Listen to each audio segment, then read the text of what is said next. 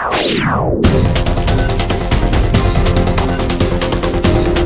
е Flash International, ги гледате на актуелните информации од светот.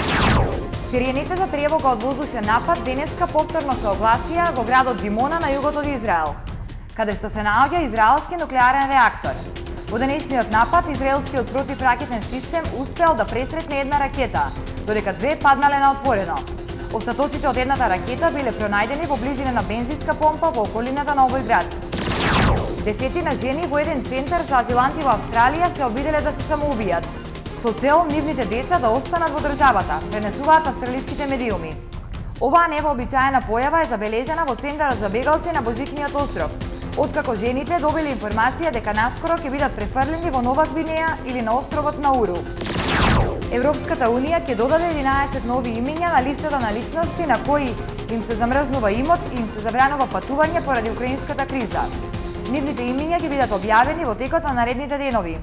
Унијата веќе има наметнато мерки за замрзнување на имот и забрана за патување за 61 лица и 2 компании, поради учество во бунт во Источна Украина.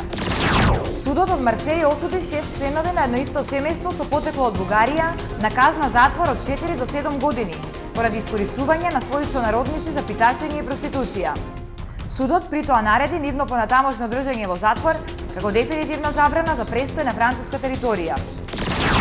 Награда од $1.000.000 за албанските полицајци кои по 5-дневна опсада ја преземаа контролата на целата територија на селото Лазарет, познато како фабрика за марихуана. Околу 800 полицајци ќе бидат наградени по 2 плати, зашто од почетокот на акцијата досега уништиле околу 80 тони марихуана. Ова беа на актуелните информации од светот. Следуваат регионалните вести на телевизија Стар. Довидување.